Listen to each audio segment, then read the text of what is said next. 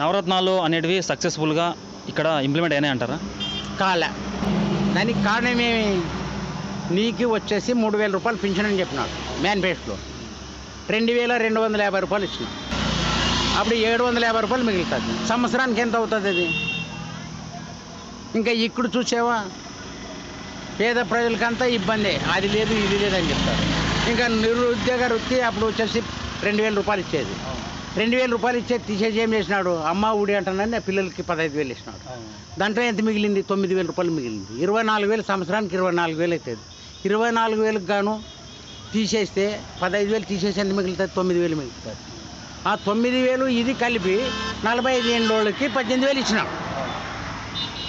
అన్న క్యాంటీన్లో పొద్దున్న 5 రూపాయలు టిఫిను, మధ్యాహ్నం భోజనం, రాత్రికి భోజనం, ఇవన్నీ తీసేసినారు. అంటే ఇప్పుడు లేనోడు నువ్వే పోతావు, జోబులో డబ్బులు అయిపోగొట్టుకుంటావు, లేదా దొంగతనం చేసింటాను. అన్న ఒక భోజనం చెప్పానంటే ఇవ్వడని చెప్తాను. ఇప్పుడు బయట అడిగకపోతే ఏమంటారు? వీడు తాగకపోతాడప్ప ఇంక డబ్బులు ఇరదంట. 90 రూపాయలు ఉండే క్వార్టర్ ఇప్పుడు 250 రూపాయలు ఉంది. దాంట్లో వచ్చేసి మరి కల్తీ మందు. సన్న బియ్యం లేదు, ఇదే బియ్యమే స్టోర్ బియ్యమే ఇంకా రొంతనే వేసి చేపిస్తే ఇవే సన్న బియ్యం కనపడతాయి. ఇంటికాడ కూర్చున్న వాళ్ళకి బియ్యం తెచ్చేస్తానన్నాడు, బండ్లు పెట్టినాడు, బండ్లు పెట్టి అగ్గి పెట్టినట్లే. ఇంట్లో టీవీ చూసే అంశతే ఆడు బండి వచ్చేదని టీవీ వచ్చి కాసుకొని కూర్చున్నారు.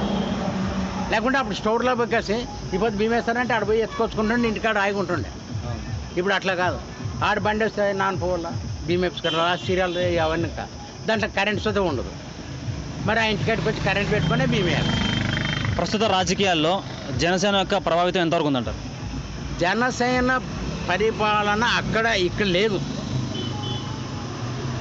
ఇక్కడ విజయవాడ కల్లా ఉండే తొట్టు ఆయన సినిమా యాక్టర్ కాబట్టి ఆయన పలుకుబడి ఉంటుంది. ఇంతకుముందు చిరంజీవి చోటు దిగినాడు.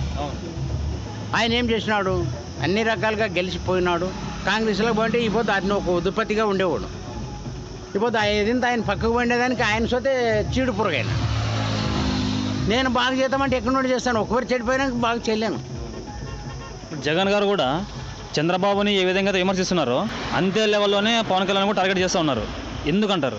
అతను 3 పెండేళ్ళు చేసుకున్నా, ఇతను 4 పెండేళ్ళు చేసుకున్నా. ఎవరు చేసుకున్నా వాళ్ళు చేసుకుంటున్నారు. మనం దాని గురించి మాట్లాడేది ఏముండాలి, దాన్ని విమర్శించుకోరాదు. ఇప్పుడు కూటమి ప్రభుత్వం వస్తే అధికారం ఎవరికి రావచ్చు అంటారు?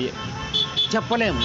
అబద్ధం సీట్లు ఎవరితో ఎంత కలిసిమెలిసి చేసుకుంటారో దాన్ని చెప్పలేము. పోయిన ఎలక్షన్స్లో టీడీపీ ఘోర పరాజయానికి, వైసీపీ ఘన విజయానికి కారణం ఏమై ఉండొచ్చు అనుకుంటారు? అంటే వాళ్ళ నాయన చేసిండే పనులు మేలు గురించి వాళ్ళ నాయనలకే చేస్తాడు జగన్ అంటానని నమ్మినారు. ఎప్పుడైతే వాళ్ళ నాయన చేసిండే పనుల్లో భాగం చేయలేదో పోయింది కథ. ఈ 5 ఏళ్ల పరిపాలనలో వైసీపీ ప్రభుత్వంలో రాష్ట్రానికి జరిగిన ఒక్కటి ఏదైనా పెద్ద మంచికి, ఒకటి ఏదైనా పెద్ద చెడు, రెండిట్లో ఒకటి ఏదైనా ఒకటి చెప్పండి. 5 సంవత్సరాలు అవుతుంది ఇప్పటికీ. 5 సంవత్సరాలు ఒక్కొక్క సంవత్సరం ఒక్కొక్కటి చెడే జరుగుతుంది. ఏం లేదు.